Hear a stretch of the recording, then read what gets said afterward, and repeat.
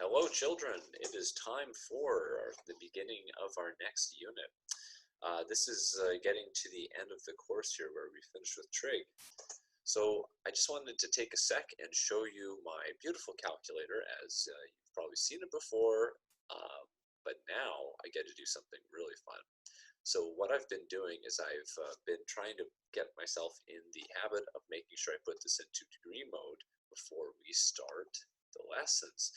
However, in this time, I don't actually have to, or at least sometimes I will have to, but sometimes I won't have to, because we're actually going to be using radians. So if you've been spending all this time, your entire life, wondering what is up with the radian mode and degree mode, well, congratulations. We are going to learn all about the radians today. I cannot promise I'll explain anything else about this screen, what the difference is between normal, psi, eng, float, numbers, and then func, par, pole, sec. Okay, well, I mean, I know what some of these things mean, but I have no idea what the heck full hors GT means. Anyway, okay. So I'm going to actually be leaving it in radian mode for now. I'm not going to use my calculator a lot today, but just I'll have to remember, and you should remember what your calculator is in as well. Okay, so chapter 6, trig functions. The main ideas for this, we'll just run through this real quick. Okay, so what we know from grade 10 and 11 is you know about SOHCAHTOA, you know sine law, cosine law. Those are all the three primary trig ratios. We're actually going to learn about three more reciprocal ratios. So sine, cosine, tan, that's what you're familiar with. We're actually going to do cosecant, secant, and cotan here. So this will be coming up pretty soon. Radians is the big idea of today. It's another way to measure angles. It's based on arc length and radius of a circle. Later on, we're going to be using trig functions. We're going to be graphing them. We're going to be using transformations. And then finally, we're going to be ending this chapter by solving problems, ones with repetitive periodic motion. Basically, anything to do with like a wave, we can solve using trigonometry.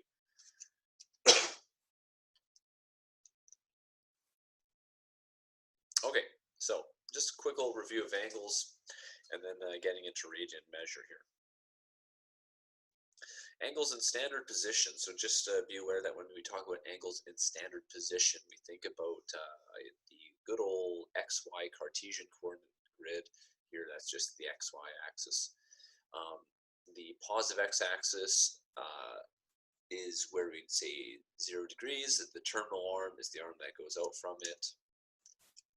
And then we measure angles from there. So standard position, we start at the x-axis and we go counterclockwise. And non-standard position, well, I mean, it could be anything else, right? If you just have an angle somewhere in some other quadrant or whatever. Okay, so just be aware standard position angles are generally what we're talking about. So positive x-axis is where we're starting at 0. Counterclockwise means a positive angle. Clockwise means a negative angle. You may have learned that already, but just in case you haven't, it's pretty simple, right? If I spin in this direction here, that's a positive angle. If I spin in this direction here, that gets me a negative angle. The angle 330 would be the same as negative 30. You'd end up in the same spot. Okay, so radians.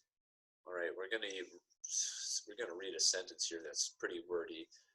But it's actually a pretty simple idea. So in a circle of radius r, an angle theta that is subtended, which means spanned, by an arc length r is equal to 1 radian, or rad for short. So what that basically means is this picture right here, I'm just going to zoom in, this picture basically just explains it super well. There's a circle, it's got a radius. The angle that we have to, so the word is subtend, but the angle here that we have to span to span an arc length equal to the radius of a circle, that's 1 radian. So nothing else to say about that, actually. That's it. In general, we can have an angle that spans more than 1 arc length, so therefore the angle can be more than 1 radian. And the general formula is to take the arc length and divide it by the radius. So when the arc length is 1 radian and the radius is when the arc length is 1 radius and the radius is 1 radius, the arc length becomes, the number of radians becomes the arc length, which is r, the radius, which is r, and of course you get 1 radian. But if you have an arc length that, let's say, was 2r, and you wound up doing this, and then this became 2r, you'd have 2 radians, and so on. Pop quiz, how many radians do you have when you go all the way around in a full rotation? How many arc lengths are there going all the way around? And if you remember from some much earlier grade, the circumference of a circle is 2 pi r. That's because the circumference is the number of how long the radius is multiplied by 2 pi. So you have 2 pi arcs. So that's about 6.28. So you have 1, 2, 3, 4, 5, 6, and a 0.28. That's how many arc lengths you have when you go all the way around to the circle. Therefore, you have 2 pi radians in a full rotation. So the general formula here, there it is, radians equals arc length over radius. Just be aware that sometimes you'll see the shortened version where it will be radians, usually measured like in theta. Arc length is equal to a, and radius is r. Sometimes you'll see a formula like that, or you'll see it rearranged. A equals theta times r. I think I saw that in your textbook somewhere, so just be aware that's the rearranged simple version of it. And of course, since the circumference of a circle is given by c equals 2 pi r, there's 2 pi radians and 360 degrees. Now, if you're still kind of thinking about radians, you might actually want to pause the video and just make sure you're kind of get this idea. Okay, so how many radians you have, you're rotating all the way around, you're spanning, how many arc lengths there are. Just make sure you kind of got that in your brain. Okay, so the degree radian conversion. So 1 radian is 180 degrees divided by pi. And this comes from the simple fact that you have 2 pi radians in, well, 360 degrees. So 2 pi rad. So if we divide both sides by 2 pi, you get rad equals 360 over 2 pi, or that simplifies to 180 over pi. And just make sure you put the degrees in there. And that is actually fairly important. So this is like a conversion factor. Those of you who have taken chemistry or physics would be very familiar with conversion factors. If we want to convert from radians to degrees or degrees to radians, this is your actual conversion factor. Naturally, people are so familiar with degrees, they always want to think in terms of degrees. So here's a fun little thing. If you go to your calculator and you type in 180 divided by pi, then you get 57.29, blah, blah, blah. It's about 57.3 degrees approximately. So just to help you picture it, because most people can roughly picture a 60-degree angle, that's about 60. And that is slightly 1 radian. Okay, just be aware of that. It's not exact, but it's a nice little helpful thing to approximate. In case you're wondering, do you need to be in radian mode to do these calculations? The answer is absolutely not. The only reason you need your calculator to be in radian mode is because when you start doing things like sine of 2, you don't actually enter the degree symbol in your calculator. So your calculator doesn't know if you're doing radians or degrees. So you have to tell it what this is. If there was a button that said degrees, we wouldn't need the mode. But because your calculator does not have that button, you have to say, are you doing sine of 2 radians or are you doing sine of 2 degrees? And they're totally, totally different. When you're just doing stuff like 180 divided by pi, you're not actually using trigonometry. You're just dividing numbers. So you do not have to have your calculator in radian mode for this. Basically, if you are using sin, cos, or tan buttons, that's where you have to make sure you're in the right mode. And I don't actually think that's going to be happening today, so I wouldn't worry too much about your mode right now. Okay, one last thing about radians. Radians are dimensionless. So what this means here for you as the average human being is it's a kind of a weird concept where radians are a measurement of an angle, but they don't have a unit associated with it. So when you're doing unit conversions, it's like they don't have anything. So the reason for radians is actually because, well, one of the reasons is because of this fact. When you are doing something like, so maybe it's hard to explain right now, but I'll just tell you later on. It's going to be useful for some of our formulas. Actually, you know what? A equals r times theta. That's the formula from right directly above. Here, if the arc length is in centimeters and the radius of the circle is in centimeters, well, the angle better not be in something weird like degrees, because then the units don't work out. So if the angle is in radians, then the radians don't add any degrees, and your units on the left and the right wind up staying the same. So what radians really are, more than a unit of measurement, is they're a ratio. And in fact, if we go up and look at this, it is arc length, which is measured in like meters or centimeters, over radius, which is measured in meters or centimeters. And it's a ratio of the two. So that's really what radians are about. Radians are ratios. Okay. And then, of course, in the context of angles, if you don't see a unit or a degree sign, you assume radians. So if some homie on the street says, calculate sine of 30, then that means 30 radians. But if they say, no, I wanted 30 degrees, well, you better put that degree symbol up there. If you are upset by this, you can go ahead and you can write rad, which I've sort of done up there, but it's not something that's typically done. It would be really strange if I just wrote 1 was approximately 57.3 degrees. That would be weird, but technically that would be correct, I guess. Anyway, so when we're not given any context about whether we're talking about angles, you should probably put rad. But when we're talking like sine or cosine, then we just assume if you don't see a degree symbol, then it's a radian. You can't just take sine of like the number 1. It doesn't make any sense. Okay, so example 1 is to convert each angle to the specified unit, and then we'll sketch it in standard position. We'll use exact values when possible. So 210 degrees to radian. So the way you're going to do this is you're going to just start by writing 210 degrees. You're going to multiply by its conversion factor. So its conversion factor is going to be one of these guys up here. It's either going to be this one here, or it's going to be this one here. And people who've taken Chem 11 or Physics 11, or even just have a little bit of common sense, can probably determine that the 180 degrees goes on the bottom, and then the pi goes up top. You need the degree units to actually cancel out, okay?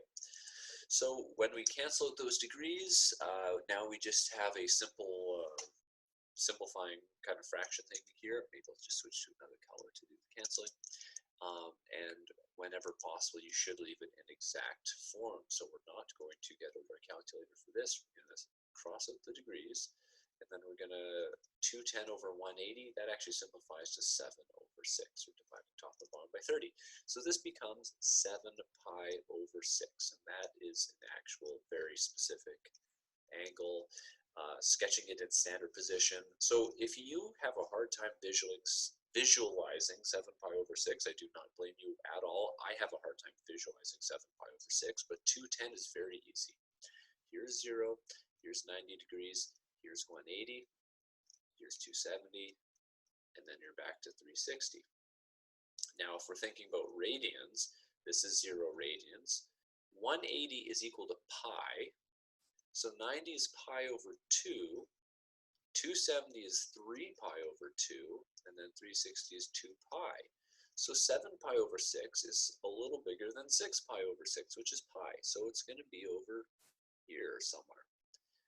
Or if you're still stuck in degree mode, that's a 210 degree angle, but I would like to say that is 7 pi over 6. Okay, 2 pi over 3 radians to degrees. So we're going to start with 2 pi over 3. So we just write that out. Now we've got to multiply it by the conversion factor. So we need to end up with degrees. So degrees has to be up top, and it also isn't a requirement, but there's a good chance we're probably going to want to cancel the pi's. Okay, so that's my conversion factor right there, and then I go ahead and I cancel what I can. So the pi's will cancel. The 3 and the 180 will cancel to have 60. So what this turns into, of course, is, I guess I was sticking with blue for my answers. This is 2 times 60, so that's 120. And the degree unit is left over, so that stays there, so 120 degrees. You'll get used to this. 2 pi over 3 is 120 degrees, just in general. 3 pi over 3 is 180. So this is going to look something like that. So this is 2 pi over 3, or 120 degrees. Okay, for this one here, negative 3.5 radians 2 degrees. So we're starting with negative 3.5. I don't see pi, and just because you don't see pi doesn't mean it's not in radians. It just means it's not a nice multiple of pi. You can have any decimal radian you want. So negative 3.5. We're going to multiply that. Now we need to end up with degrees, so degrees is going to go up top here, so that's 180, and we've got pi on the bottom. I cannot cancel this out nicely, so this is a case where you might pull out your calculator, and you're simply going to go 3.5 times 180 divided by pi. So that's 200.5. I didn't bother putting in the negative sign, so it's negative 200.5 degrees approximately. Okay, and then that means that our angle is going to look something like, so it's a negative angle, so it's actually going to spin in this direction. It's going to go past 180, and it's going to be up here something like so. Okay, so that's about negative 200.5 degrees, or negative 3.5. And in this case, I would actually write radians because it's not obvious that we're talking about radians. It's kind of not really a rule, but it's kind of a thing where if you see pi, you can generally assume we're talking about radians, and if you just see a number, it's not obvious. So I would personally write the word rad behind it. Okay, question 2, determine the missing angles in radians. These are two special triangles. I sort of mentioned these in the intro video, and they're very important for us to know. Just figure out the missing angles in radians. So what I would do if I were you is I'd pause the video and try it yourself, and then unpause it when you're ready. Okay, so if you have this memorized, that's fantastic. This is a 30-degree angle. This is a 60-degree angle. These are both 45s. Now we want to go to radians. So we'll convert 30, we'll multiply that by pi over 180. And what we can see is 30 and 180 actually cancel out to 1 and 6. So this is pi over 6. So this angle in here is pi over 6. We can do something similar with this one. This is pi over 3. And then, of course, 45.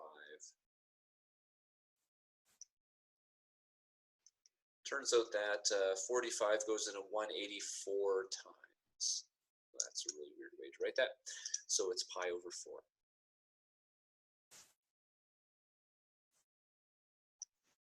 Sadly, the pattern here doesn't quite work for pi over 5. You don't ever really see pi over 5, but you do see pi over 3, pi over 4, pi over 6.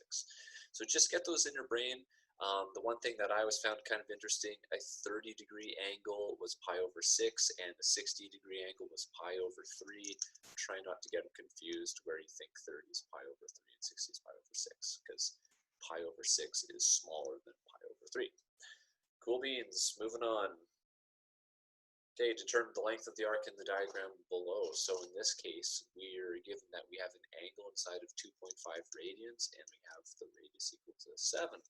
So if you remember from way back when, the definition of the number of radians, it was what's the arc length divided by the radius. Or we can say the angle equals A over R. So in this case, we're given an angle of 2.5 radians. Where is my guy? There it is. The arc length is what we don't know, and the radius is 7. This is not really a hard question as long as you just get the basic idea. So 2.5 times 7, and what's that? 14 plus, it's got to be about 17.5, I think. Oh, geez. Normally I feel pretty, oops. I typed it on my calculator. Normally I feel pretty confident in my ability to do this in my head, but for some reason I'm just a little worried that I'm going to screw up. There it is, 17.5. Okay. And the question is, what are the units here? We were told the radius was equal to 7, and that is a unitless number, so this is also unitless. I know it probably has some unit, but it just wasn't included. Okay, so we're shifting gears just a little bit here to an idea that you may have learned. Now, this never used to be in grade 11, but I think it's starting to sneak its way in, or maybe you learned it, maybe you didn't, I don't know. Anyway, if you haven't learned it, the idea that you can have coterminal angles is not a very complicated one. So angles in standard position that have the same terminal arm are called coterminal angles. So for example, 80 and 800, they're coterminal because the only difference between an 80-degree angle and an 800 is you spin around 2 extra times. They both end up in the same spot, and we can see that 80 plus 2 full rotations gets you to 800. Okay, so that means those two angles are coterminal. In general, we could figure out any coterminal angle, and these are some formulas here for you. So a coterminal angle would be taking an angle, adding 360 degrees any number of times. So k is an integer. It could be -1, -2, it could be 1, 2. Someone's going to have a fit and say, well, could it be 0? I don't know. But k generally would be considered an integer, or if you're getting really fussy, maybe it would be like all non-zero integers. But anyway. Radians, the idea here is it's going to be something similar, except it's going to be 2 pi k. Now this is going to come up a lot later on, so this is not super duper important at this moment, but this concept of representing like an infinite number of rotations is 2 pi times an integer will come up a lot later when we're solving equations, so we're really just introducing you to the idea right now. So for example, if you were at, let's say, pi over 4, which is an angle like this, well, if you added 2 pi to it, you'd do a full rotation, and you'd end up being right back there, and you'd wind up having, what's that? I guess 8 pi over 4, you'd have 9 pi over 4, and that would be a coterminal angle. It's going to take a little bit for your brain to get used to thinking in terms of radians and pi's, but don't worry, it will happen. Everyone has a hard time with it at first, and then everyone finds it super easy near the end.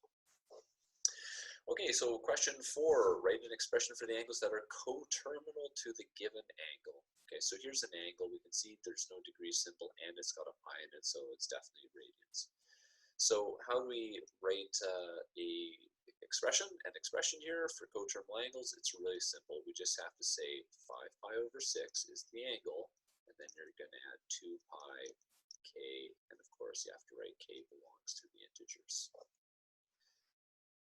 When you are doing something like part B here, where's my little cursor, then this is pretty simple. You'd say all the coterminal angles would be -60, but we're talking about degrees, so we're going to add 360 k, and then k, of course, belongs to the integers. And yes, you have to put this in every time. Okay, pretty simple. And then last example here, sketch each angle and state all the angles that are coterminal within the given domain.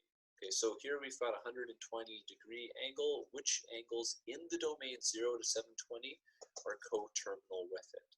So what we do is we just sketch this out. Now 120 is there. How do we figure out the angles that are coterminal within the given domain? So there's not actually a fantastic way of doing this. What you would simply do is you'd simply list out all coterminal angles. And then you're just going to pick from the list the ones that actually fit within the domain. So we're going to say, okay, well, we've got 120, and if we add 360 to it, because that's a full rotation, we'd be at, what, 480? And then if we add 360 to that, we'd be at 780, what, 840? And we can already see that's too big. If we subtracted 360 from it, that would be, what, -240, I believe, and that's too small. So we can see these are already losers, although you should be a little nicer, don't call angles losers.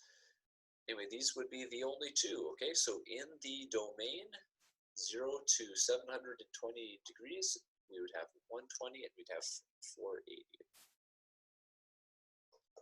Again, this will be really important later on when we're solving equations, and we got to make sure that we're getting all the solutions. If we have maybe some repetition, another way of representing this as well is, well, no, never mind.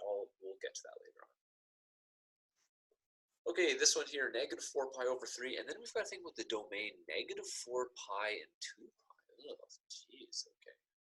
You should try this right now. Can you even visualize negative 4 pi over 3? So we're going negative, which means we're spinning this way. It's 4 pi over 3, so that's bigger than 3 pi over 3, which is just pi. So it's bigger than 180, so we're spinning past the 180, and we're going to be here-ish.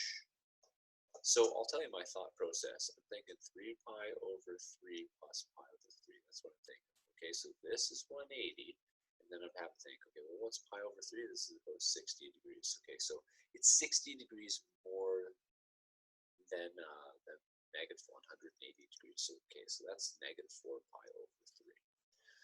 Oh, but now I have to think about coterminal angles. So in general, we're going to start here, and I'm always just a fan of doing this. I like to just write it out and then make kind of a list the way I've done it with the first one here. So we can add 2 pi or we can subtract 2 pi.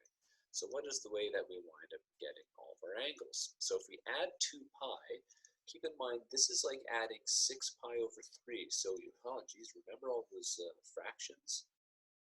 Common denominator stuff you learned? Oh, it's finally coming out. Okay, so there's 2 pi over 3, and then I would add 6 pi over 3 again. Oh, good. Privacy and policy update. So then we'd have, let's see, 6 pi over 3, so we'd be at 8 pi over 3. Okay. And then here, if I'm subtracting, I'm going to subtract 6 pi over 3, so this is going to be what, negative 10 pi over 3? And then we'd have negative 16 pi over 3. Okay, so which ones are in here? So I might actually rewrite this, this is how I'm going to think about it. This is 6 pi over 3, and then this one I'm thinking about as negative 12 pi over 3. So it's all just the same common denominator. Okay, so what are the duds? 8 pi over 3 is too big, and negative 16 pi over 3 is too small. These are the 3 winners. So all 3 of these angles are the same. And if you're wondering why is this so gosh darn important, keep in mind that when you're using your calculator, and let's just make sure I'm in the right mode, yes, I'm in degree mode. If I type sine of, so my original angle was negative 4 second pi divided by 3, I get 0.866. But if I go ahead and I type sine of, let's pick a coterminal angle, so 2 pi over 3, well, can you guess what I'm going to get? The idea is that I'm going to get, because it's the same angle, ultimately, just with the next rotation, I'm going to get the exact same answer. So all those will give me the same answer. Okay, anyway, there's radians, there's coterminal angles, there's a whole bunch of fun, and that's it for now. We'll keep going with trig later on. Thanks for watching.